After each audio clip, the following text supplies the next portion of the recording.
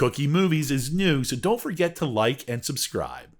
Since Tom Cruise teamed up with director Christopher McQuarrie in 2015's Rogue Nation, the Mission Impossible franchise has elevated itself to a new level. This summer, they have come together again to bring us the newest installment of the series with Part 1 of Mission Impossible: Dead Reckoning. Ethan Hunt, Tom Cruise, is a rogue government agent, and he has been brought out of hiding once again when a new global threat appears. He accepts a mission that requires all of the IMF, the Impossible Mission Force, to assemble and risk their lives to save the world. The ultimate computer has been developed, and it has the power to control every piece of technology in the world, from private cell phones to nuclear missiles. To make matters worse, this computer, which they call the Entity, is constantly learning.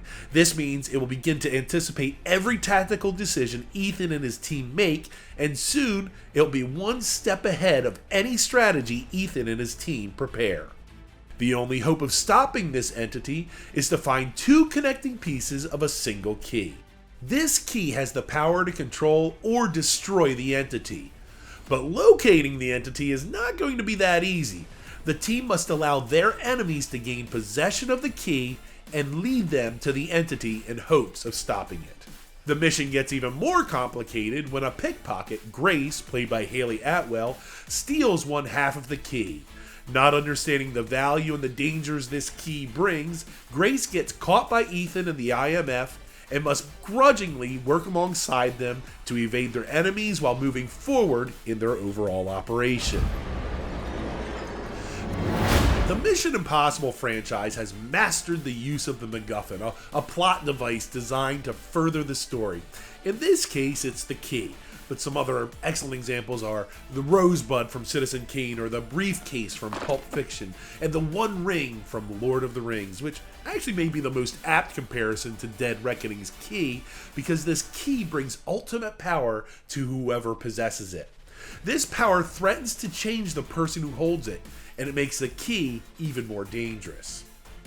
The past two Mission Impossible films have been groundbreaking, specifically the most recent Mission Impossible Fallout. They have taken this already fun franchise and established a style and tone that is strictly its own. It feels fresh, original, and separate from every other experience I currently have at the theater. However, with Dead Reckoning, I began to notice some cracks in the Mission Impossible armor. The action sequences are certainly amazing. Specifically, there's a car chase through Rome that is as good as any I've ever seen. But I began to notice some strong resemblances to another popular action franchise, John Wick. There's a neon-lit fight scene in a club that feels point for point like a PG-13 version of the Keanu Reeves thriller. Then, when the action stops, the characters repeatedly spout out the exposition of the plot like Inception. However, that film's plot was extremely complex, while this plot is simple. Nonetheless, their wordy explanations convolute the basic story with confusing, nebulous spy language. During these elongated discussions of the plot, the director chose to use close-ups of the characters with fast, confusing edits that felt like forced tension usually associated with directors like Michael Bay. This franchise that was breaking the mold just a few years ago now feel like it's, at times, trying to keep up with the Joneses. As always, Tom Cruise gives everything he has to this role, which spans 7 movies and 30 years.